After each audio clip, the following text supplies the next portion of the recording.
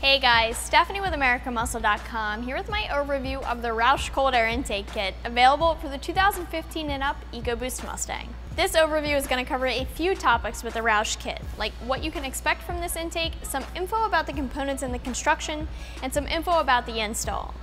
The install for this is a simple one. It's a 1 out of 3 wrenches on the scale, but I'll get more into that a little later on.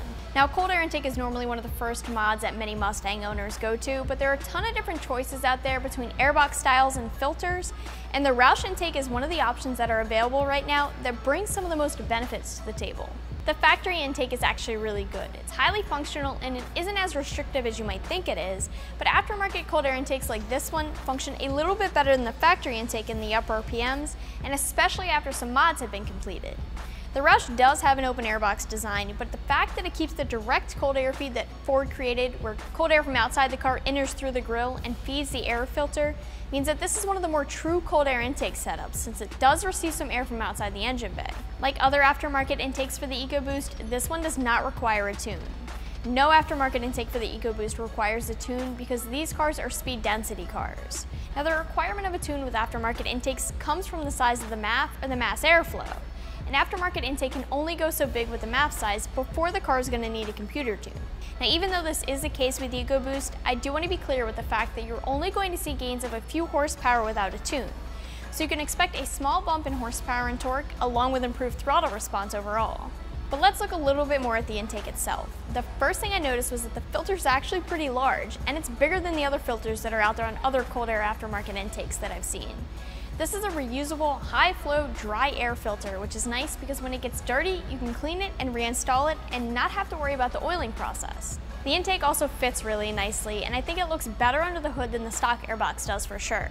Now, another cool thing here, and one of the big things that I wanted to point out with this intake, is the airbox. This is important because the airbox does still keep that air feed from the grille, which I mentioned earlier. It actually brings in air from outside of the car. Not all aftermarket intakes do this, and I like that they've tacked into that factory cold air duct because it gives performance gains and allows for more of a true cold air setup. Looking at the price for this intake, you can expect to pay close to the $400 mark. Now, this is on the more expensive side, but you are looking at a different housing, a larger filter, and the foam insert, and the hood seal to keep the intake isolated. As for the install, it's nothing too difficult, and like I mentioned earlier, the intake will come with all of the items that you need to complete the install. All that you really need then to complete the install is a few basic hand tools. This is probably one of the easiest mods that you can tackle with your new Mustang, and it'll take about a half hour or an hour tops, and I'm going to call it a 1 out of 3 wrenches on our scale. All that you really need to do is remove the factory airbox. You need to disconnect the airbox from the inner fender and remove the inlet tube from the air filter and the throttle body. But we're just talking about a few bolts and clamps to get this done. The Roush installs the same way as the factory airbox came out. Just put on your new couplers and clamps and slide the airbox in, starting with the air duct first, and that just goes right into the factory location. Once you have everything installed and lined up properly, you can tighten it all down and you'll be good to go. Wrapping things up here, this intake from Roush is a good quality option that fits and looks great and gives some performance and sound gains. It has a large reusable air filter, and the housing taps into the factory cold air duct.